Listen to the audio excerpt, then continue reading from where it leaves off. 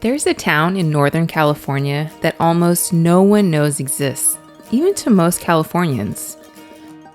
Tucked along the levees of the California Delta, it's one of the only towns in the United States built by Chinese immigrants for Chinese immigrants. Welcome to Locke, California. Located just 30 minutes south of Sacramento, this quiet, unassuming place was once filled with gambling halls, boarding houses, and a community that refused to disappear. My dad and I took a leisurely half-day trip to explore this unique but often unheard of town that played such a crucial part to the boom of early California. So if you're ready to learn about this fascinating and quirky Delta town, let's dive right in.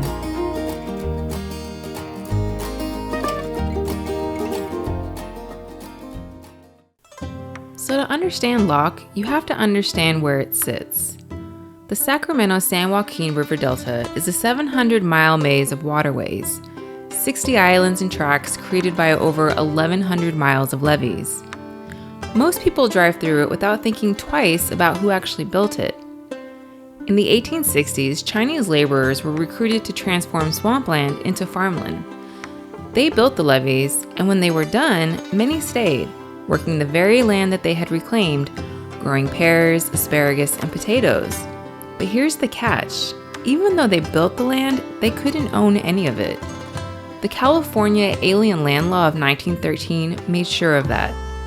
It was the latest in a long series of laws designed to exclude Asian immigrants from putting down roots. But undeterred, they put down roots anyways. In 1915, a fire tore through the Chinese section of the neighboring town of Walnut Grove. But rather than rebuild somewhere where they were already unwelcome, a merchant named Li Bing went to the local landowner, a man named George Locke, and negotiated a lease for 10 acres. And on those 10 rented acres, a new town began to take shape. Within a few years, Locke had everything: a post office, school, theater, restaurants, markets, and gambling halls. At its peak, around 600 residents lived here, with thousands more passing through seasonally for farm work. Over time, the population declined, and what remains today is an incredibly preserved snapshot of that era, one that you still can and absolutely should walk through.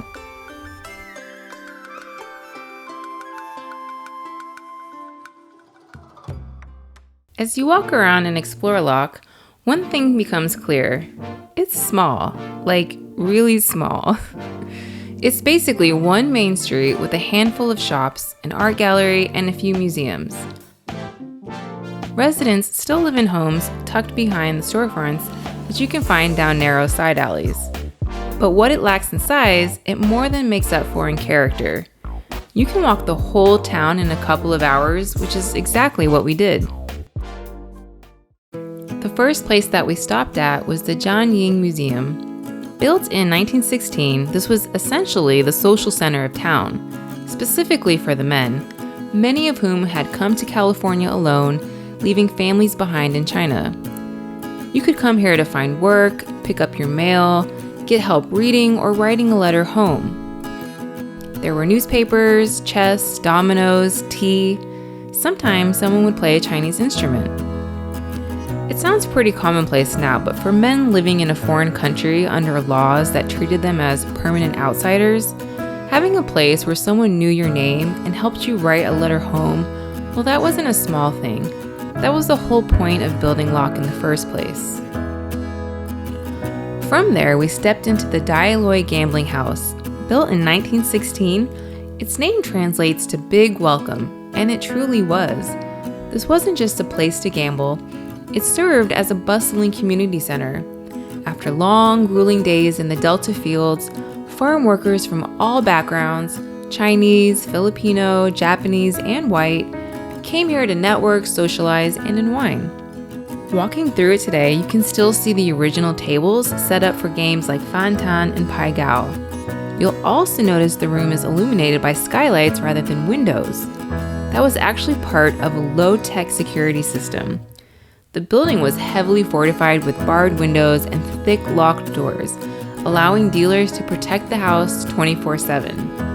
In a side room, we found a wire cage and the small balls used for the house's popular lottery games. They even had custom draws tailored to the local immigrant workforce, like the Filipino home lottery.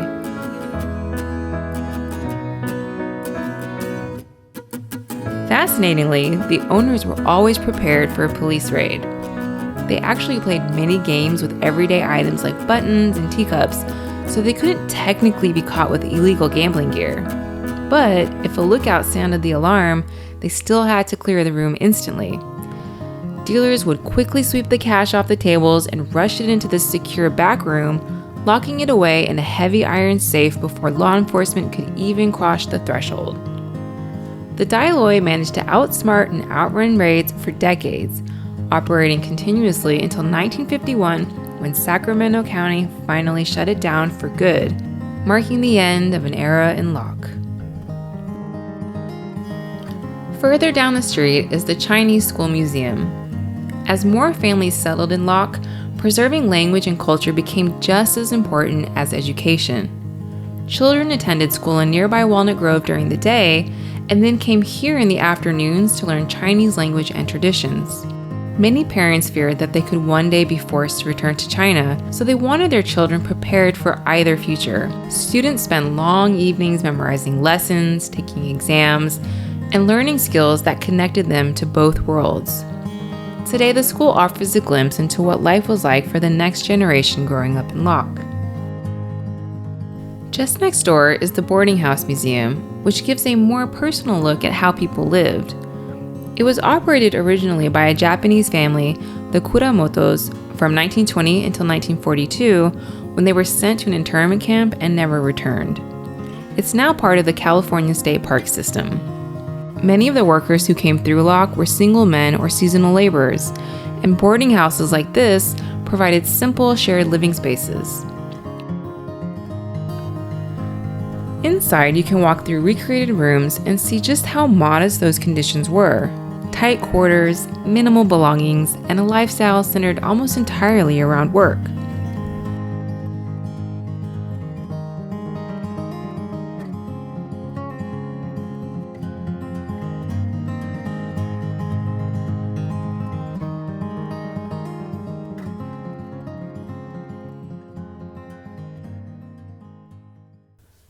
After walking through town, we were definitely ready for food.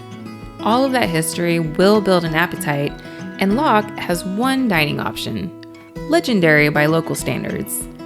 The interior is divey and fun with thousands of dollar bills pinned to the ceiling. Al's Place, better known as Al the Wops, a name that will either charm you or give you pause depending on your disposition, was established in 1934 by an Italian-American named Al Adami, who came up the river from a nearby town with a reportedly colorful history involving prohibition bootlegging. He became the first non-Chinese business owner in Locke. The food was surprisingly solid. They're known for serving steak with peanut butter, which we didn't try, but my dad was impressed with the steak sandwich. Like the rest of the town, it's been slow to change, and that's 100% of its charm. So here's what I love about Locke. This town was built by people who were told repeatedly and by the law that they didn't belong here. They couldn't own land, they couldn't become citizens, and they couldn't vote. But they built a town anyways, a real one with a school and a social center that gave them a reminder of home. For anyone who has ever lived abroad, you know how that feels. Most of their descendants have moved on to cities, suburbs, to better opportunities, which is both sad but also its own kind of success story. Today, only a handful of people live here, but the town is still standing and the museums are still free. If you ever find yourself near Sacramento, go check it out. It's a super small town with a big story, and it deserves to be known. If you are interested in visiting Locke, I've got a few quick tips for you in travel notes coming up next.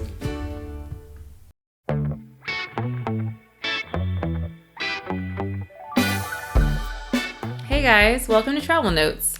This is the section of the video where I share some of the helpful tips and tricks that I learned from my trip with you guys in the hopes that it helps you plan for yours.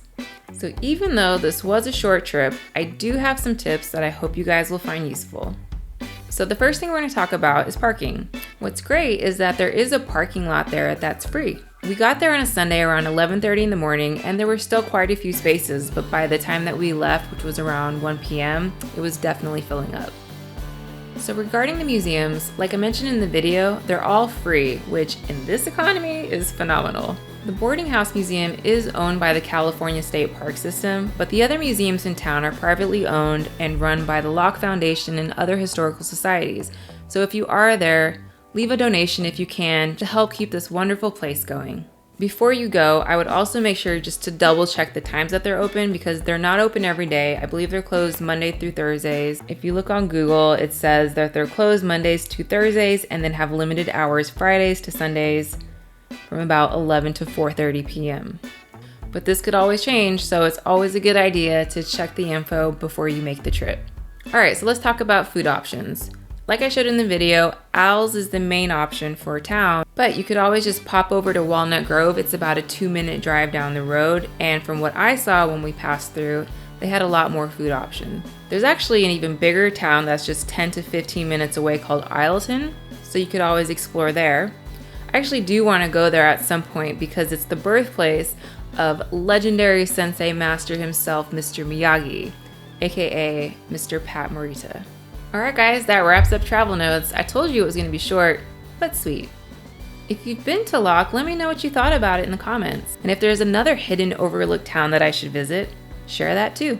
And as always, if you like this video, please don't forget to hit that like and subscribe button. Until the next video, stay curious and keep exploring.